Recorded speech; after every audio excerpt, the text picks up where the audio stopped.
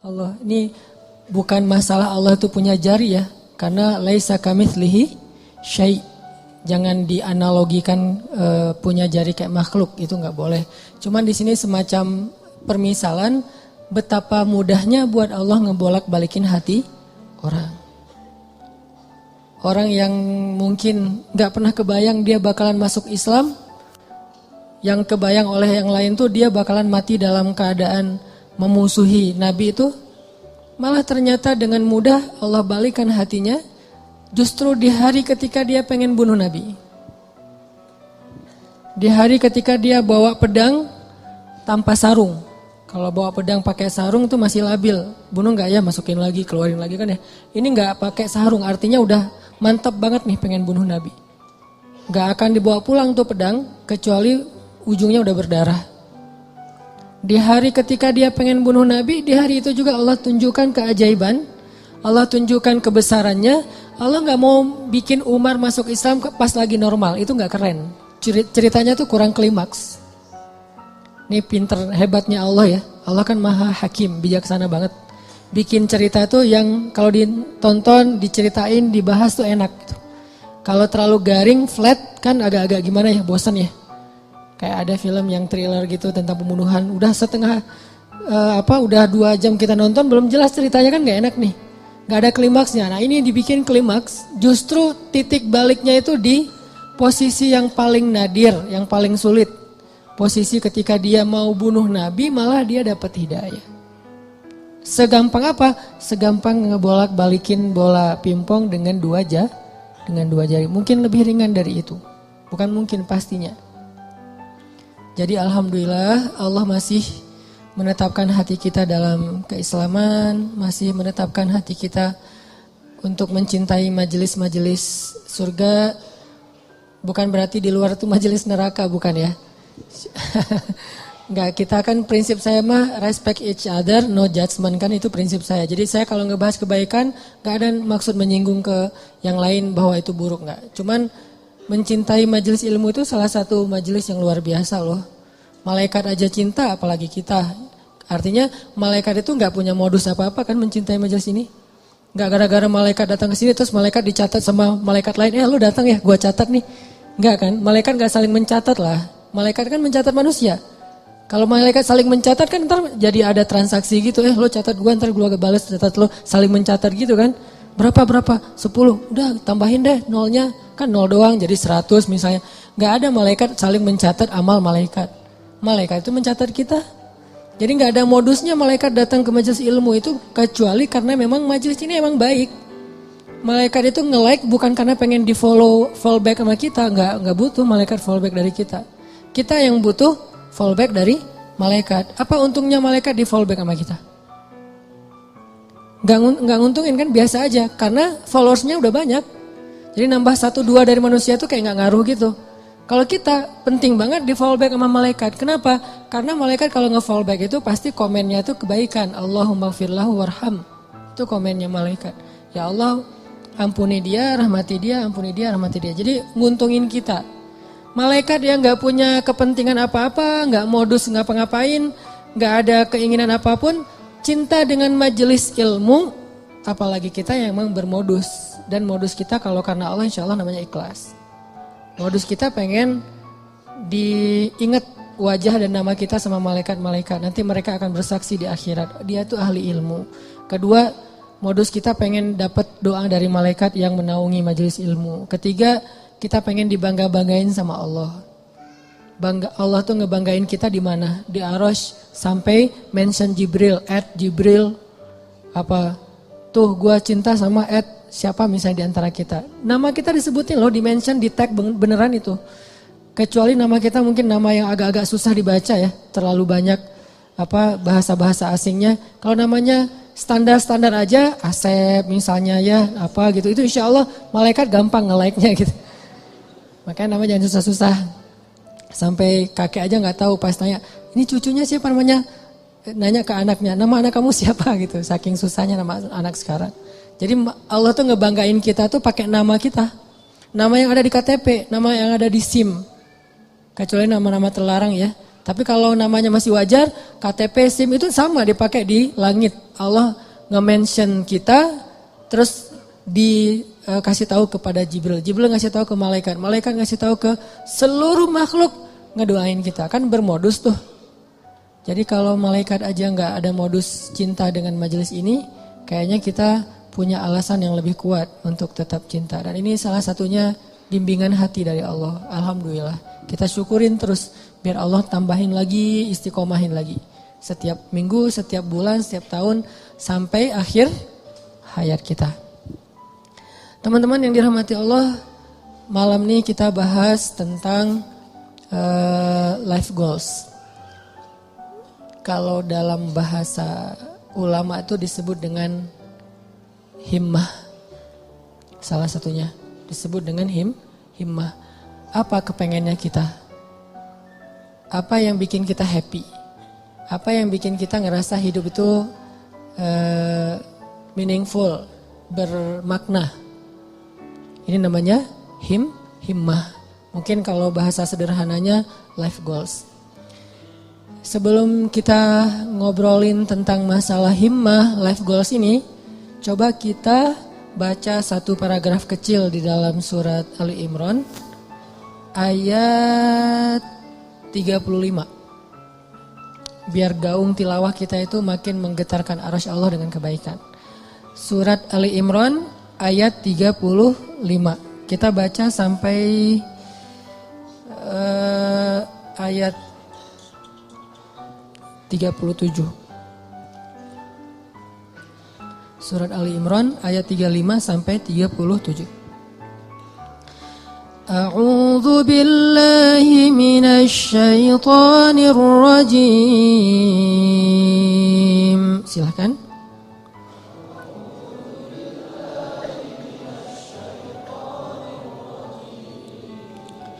Bismillahirrahmanirrahim.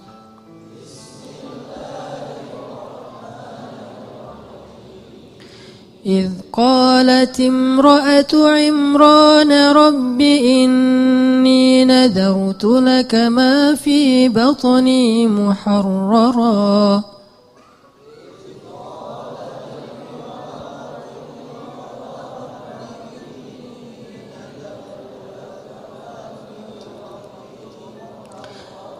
فتقبل مني إنك أنت السميع العليم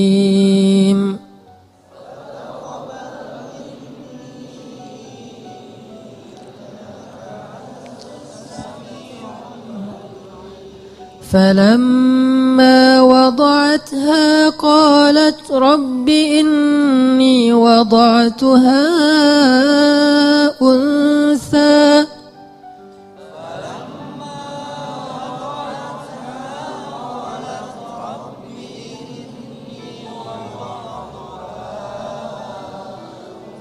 والله أعلم بما وضعت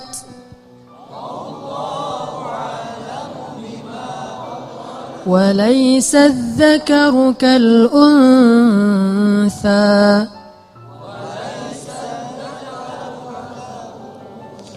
وإني سميتها مريم وإني أعيذها بك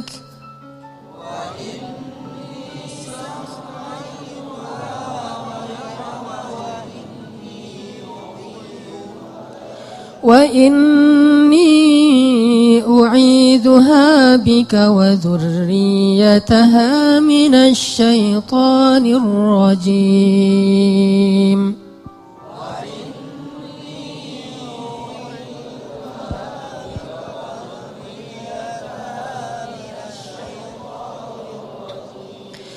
فتقبلها ربها بقبول حسن وأنبتها نباتا حسنا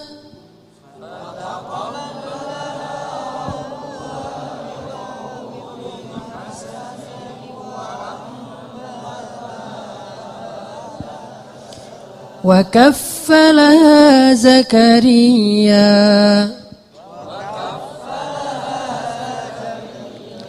كلما دخل عليها زكريا المحراب وجد عندها رزقا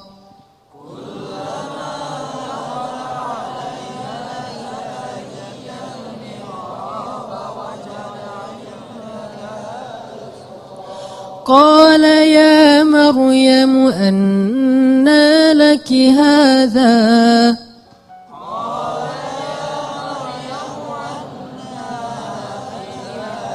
قالت هو من عند الله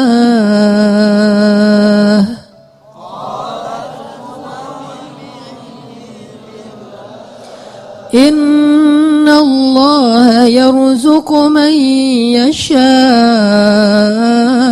بغير حساب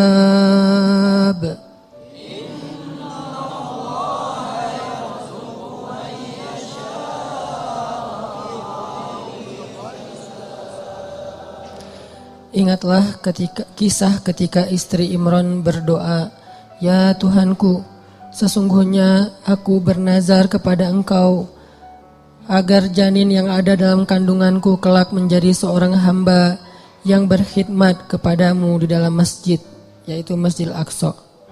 Maka terimalah nazarku itu. Sesungguhnya Engkaulah yang Maha mendengar lagi Maha mengetahui." Maka ketika ia melahirkannya, ia berkata, "Ya Tuhanku, aku telah melahirkan anak perempuan, sedangkan Allah lebih tahu apa yang dia lahirkan. Dan anak laki-laki tidaklah sama dengan anak perempuan dalam aturan-aturannya.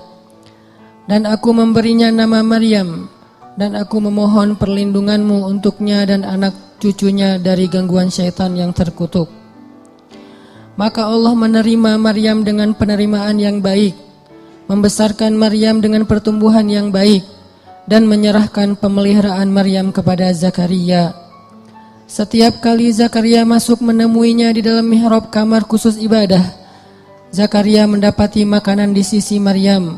Lalu Zakaria bertanya, "Wahai Maryam, dari mana engkau memperoleh makanan-makanan ini?" Maryam menjawab, "Semua ini dari Allah. Sesungguhnya Allah memberi rezeki kepada siapa yang Dia kehendaki tanpa perhitungan." Shadaqallahul azim. Ini adalah sepenggal kisah teman-teman tentang himmah, life goals. Bahwa di sini dikisahkan himmah atau keinginannya Ibu Maryam, istri Imran. Dan by the way, Imran ini adalah salah satu simbol keluarga paling keren yang Allah rekomendasikan di dalam Al-Quran. Selain keluarga Nabi Muhammad itu ada dua keluarga lagi. Keluarga Ibrahim dan keluarga Imran. Jadi kalau kita pengen niru, pengen jadi rumah kita itu seperti apa sih? Seperti rumah Nabi Muhammad, Baitun Nubuwah, atau rumahnya Ibrahim, atau rumahnya Imran. Salah satu dari tiga itu. Kalau bisa tiga-tiganya lebih keren. Dan Allah rekomendasiin itu di dalam Al-Quran. Allah telah innallaha astafa Adam wa Nuhan wa ala Ibrahim wa ala Imran alal alamin. Allah menjadikan mereka lebih daripada semua yang ada di dunia. Dua keluarga ini, keluarga Ibrahim dan keluarga Imran. Bahkan sebagian ulama sampai berdebat, Imran ini nabi atau bukan. Sebagian mengatakan Imran ini orang solih, dan sebagian lagi mengatakan Imran ini termasuk salah satu di antara nabi, walaupun bukan rasul. Karena sebagian ulama mengatakan nabi itu ada 124.000, banyak. Dan salah satunya ada Imran. Terlepas dari perdebatan status Imran, yang jelas dia adalah hamba terpilih. Dan Allah menikahkan Imran dengan seorang perempuan yang sangat solehah. Perempuan yang gak sembarangan perempuan. Yang dari bibit yang luar biasa ini nanti muncullah keturunan-keturunan yang luar biasa, hebat, menyejarah. Sampai Al-Quran aja nyebut mereka, nyebut namanya, nyebut kisahnya, nyebut keutamaannya. Itu keren banget. Dan tadi saya bilang by the way-nya apa? Istri Imran itu adalah adik kakak dengan istri Zakaria. Jadi Imran sama Zakaria apaan? Ipar ya. Karena istri Imran itu adik kakak sama istri Zakaria. Jadi Imran, Zakaria ini orang-orang soleh semua yang tinggal di Palestina atau tinggal di dekat Masjid Al-Aqsa. Lama Imran gak punya anak, lama Zakaria juga gak punya anak. Dua-duanya gak punya anak nih. Imran gak punya anak sampai usia tua, Zakaria juga gak punya anak sampai usia tua. Sampai kemudian istri Imran bernazar.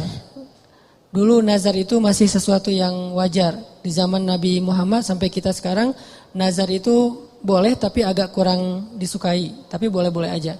Nah dulu istri Imran bernazar, ini nazar tuh, saya bernazar, kalau saya hamil saya pengen punya anak laki-laki, kalau dia jadi anak laki-laki akan saya jadikan dia sebagai marbot Masjid Al-Aqsa. Sebagai khadim atau marbot Masjidil Aqsa. Ini life goalsnya istri Imran. Pengen punya anak yang ngemakmurin rumah Allah. Pengen punya anak yang kerjanya ngapain? Jaga rumah Allah, supaya Allah jaga dia nanti di akhirat. Dia kerjaannya tuh bersih-bersih masjid. Dan itu bukan kerjaan orang yang pengangguran loh ya.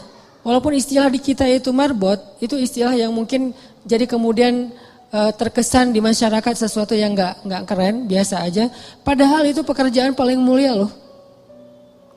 Kalau ada orang yang sebagai mungkin dia yang bertanggung jawab di sebuah bangunan, sejarah, perpustakaan, museum, kayak gitu-gitu. Ada yang lebih keren, ngejaga rumah Allah Subhanahu Wa Taala. Ngejaga di sini bukan berarti Allah nggak bisa ngejaga. Allah ngasih kita bagian supaya kita dapat kebaikan, karena kehormatan. Kalau Allah menjagain sendiri terus nggak ada peluang kita untuk dapat kehormatan dari Allah. Justru karena Allah kasih kesempatan, ini bukan karena Allah kurang mampu, enggak. Tapi Allah pengen kita dapat kehormatan dengan menjaga rumah Allah. Memakmurkan rumah Allah. Itu life goalsnya istri Imran. Pengen banget punya anak laki-laki bakalan jadi seperti Zakaria. Jadi istri Imran ngefans banget berat sama Zakaria. Ya Allah saya pengen punya anak laki-laki kayak gitu tuh. Kayak ipar saya. Kayak Zakaria. Mudah-mudahan anaknya laki-laki. Nazar sampai. Fataqabbal minni ya Rabb. Terima ya Allah, terima. Nazar. Dulu kan gak ada USG ya. Ketawanya pas sudah lahir. Pas sudah lahir kaget istri Imran. Rabbi inni wada'tuha unsa. Ya Allah gimana nih anaknya perempuan. Sementara walaysa dzakaru kal unsa. Ini perlu kita garis bawahin.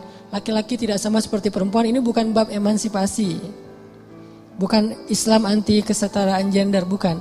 Maksudnya adalah dulu tradisi orang Bani Israel, tradisi orang Yahudi yang ada di Palestina, perempuan tuh nggak boleh menjadi marbot di masjid. Perempuan itu nggak boleh belajar di dalam masjid. Perempuan itu nggak boleh bahkan masuk ke masjid kecuali terbatas sekali gitu. Jadi maksud laki-laki tidak sama dengan perempuan, maksudnya tradisi yang berlaku waktu itu tidak sama laki-laki dengan perempuan. Ini bukan doktrin bahwa Islam itu nggak mengakui perempuan, bukan. Kita harus balik lagi ayat itu, kembalikan lagi kepada konteks sejarahnya. Makanya saya sering bilang jangan menjudge sejarah dengan angle kekinian, pasti jadi salah paham. Kalau kita menilai sejarah tapi pakai persepsi kekinian, kita akan sering salah paham terhadap sejarah. Kok gini sih, kok gitu sih? Kenapa? Karena kita ngelihatnya benturan dengan culture kekinian kan. Makanya kalau pengen ngerti sejarah, pakailah angle sejarah. Jadi yang dilihat bukan cuma adegannya, sampai persepsi sejarah, emosional sejarah, lengkap gitu. Jadi sejarah itu sampai baper. Jangan cuman adegan tapi persepsinya kekinian, gak nyambung. Nah pada masa itu, laki-laki dan perempuan itu dibedain tentang masjid. Laki-laki boleh masuk ke masjid bebas, boleh berkhidmat di masjid, boleh belajar di masjid, boleh jadi ulama di masjid. Perempuan gak boleh, beda dengan di Islam kan. Kalau di Islam justru sebaliknya. Sama laki-laki dengan perempuan dalam masjid, cuman beda fikih. Kalau perempuan lagi haid nanti ada batasannya. Tapi kalau perannya di dalam masjid boleh banget. Buktinya apa? Aisyah itu ngajarin hadis di dalam masjid loh. Dan muridnya laki-laki. Muridnya Aisyah itu juga banyak laki-laki. Walaupun berdua ngajarnya tuh Abu Hurairah sama Aisyah. Tapi banyak hadis-hadis yang Aisyah tahu, Abu Hurairah nggak tahu. Atau hadis-hadis yang Abu Hurairah tahu, Aisyah nggak tahu. Sehingga mereka kayak saling mention gitu, saling broadcast. Aisyah broadcastin dong hadis-hadis yang gua nggak tahu, di broadcast sama Aisyah. Nanti Aisyah juga minta dari Abu Hurairah, saling transfer hadis. Bukan untuk mentahzir ya. Mereka mentransfer hadis bukan untuk nyalah-nyalahin, salah lo, enggak. Mentransfer hadis itu untuk saling sharing kebaikan. Motivasi sifatnya. Oh ada hadis gitu ya, iya gitu. Jadi dalam Islam, Abu Hurairah, Aisyah ngajar di masjid, nanti ada tokoh-tokoh perempuan yang luar biasa banyaknya. Termasuk yang paling legend itu kan Khadijah ya. Yang paling berpengaruh dalam dakwah Nabi kan Khadijah. Dan Khadijah itu gak tinggal diam di rumah nungguin. Nabi Muhammad mana ya udah jam segini belum pulang, di telepon gak diangkat aja kayaknya habis baterai deh. Gitu-gitu enggak. Khadijah tuh gak pasif di rumah loh ya, gak bantu dakwah Nabi, dia aktif. Cuman tetap ada kayak etikanya, ada moralnya. Di masa itu justru Allah pengen mengubah tradisi orang Bani Israel yang menganggap perempuan itu kelas kedua di antara masyarakat. Makanya Allah nyindir, ini sebetulnya bahasa sindiran. Walaysa dzakaru kal unsa. Menurut orang Bani Israel, perempuan itu enggak sama dengan laki-laki. Tapi di ayat berikutnya apa? Fataqabbalaha rabbuha biqabulin hasan. Tapi Allah sendiri nerima perempuan itu dengan penerimaan yang baik. Jadi Allah tuh pengen mengubah tradisi sebetulnya. Biar kita enggak salah paham terhadap ayat ini. Tuh ayatnya tuh nggak sama laki-laki perempuan. Yang nggak sama itu bukan dalam persepsi ayat, bukan dalam persepsi Allah, dalam persepsi masyarakat. Dan Allah mengubahnya dengan kalimat fataqabbalaha rabbuha biqabulin hasanin. Justru Allah nerima perempuan itu dengan penerimaan yang sangat istimewa. Dia sediakan khusus mihrab buat dia, diberikan keutamaan buat dia, sampai turun makanan aja dari langit coba. Kurang apa perlakuan Allah? Treatment Allah ke Maryam tuh lebih istimewa daripada cowok-cowok yang udah lama di situ. Banyak tuh cowok-cowok, ada yang jomblo, ada yang udah nikah, itikaf di masjid, terutama yang jomblo ya. Masih punya banyak waktu lah buat itikaf kan. Kalau udah nikah, kalau keseringan itikaf zalim juga sama istri ya kan ya.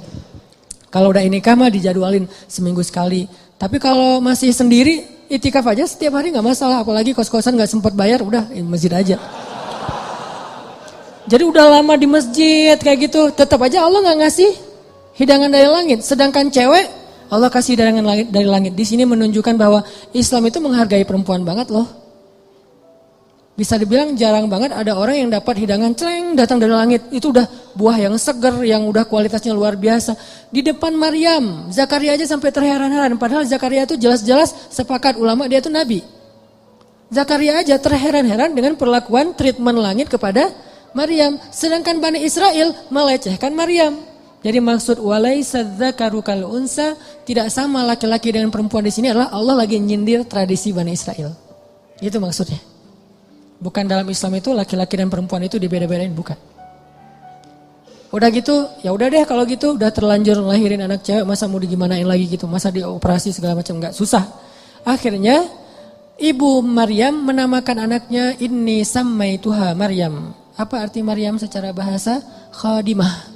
Maryam itu secara bahasa artinya marbot, cewek. Jadi arti Maryam itu khadimah, yang berkhidmat. Itu bahasa dulunya adalah Maryam, kemudian jadi bahasa Arab. Inni sammaituha Maryam. Saya pengen ngasih dia nama marbot perempuan, bahasa singkatannya Maryam. Mudah-mudahan engkau menerima dia ya Allah. Akhirnya dikaderlah Maryam dari kecil. Bayangin teman-teman, Maryam usia 3 tahun udah nanya-nanya ke ibunya, "Mah, kapan aku ke Al-Aqsa? Kapan aku beribadah di sana? Kapan aku disantrinin? Kapan aku dimasukin ke pesantren?" Itu 3 tahun udah minta-minta kayak gitu. Malah ibunya yang gak tega, "Mah, aku kangen dengan Al-Aqsa." Karena belum waktunya, karena ada waktunya nanti dia boleh ke Al-Aqsa. Maryam setiap hari naik ke atas bukit, menghadap ke arah Al-Aqsa dan berbicara dengan Allah. Ya Allah, aku kangen dengan Al-Aqsa. Ya Allah, aku pengen ke sana. Ya Allah, ini daya tariknya Al-Aqsa. Jadi salah satu ciri orang beriman mencintai Al-Aqsa. Itu salah satu di antara bagian dari keimanan, mencintai Al-Aqsa. Bukan karena konfliknya, bukan karena sentimen terhadap Israelnya, bukan. Karena emang kayak gitu turun-temurun dari zaman dulu. Ini tradisi spiritual namanya. Dari zaman Nabi Sulaiman udah kayak gitu, zaman sebelumnya juga kayak gitu, zaman Musa juga kayak gitu. Tradisi spiritual yang diturun-temurunkan. Dan Maryam kecil, anak usia 3 tahun, udah cinta banget dengan Al-Aqsa. Pengen ke sana, mah kapan. Kenapa bisa punya anak kayak gini? Life goals ibunya, himmah ibunya. Jadi kalau salah satu rahasia dari life goals itu kalau benar-benar kuat jadi himmah, nanti kita belajar apa bedanya himmah dengan sekedar basa-basi. Kalau benar-benar jadi himmah teman-teman, itu akan jadi kenyataan loh. gimana kita jadiin life goal kita jadi kenyataan, life goal kita jadi keajaiban. Walaupun rintangan ada aja kayak istri Imron, kok lahirnya anak perempuan, justru Allah pengen ngasih banyak hikmah, banyak luar biasa pelajarannya lewat skenario kayak gitu.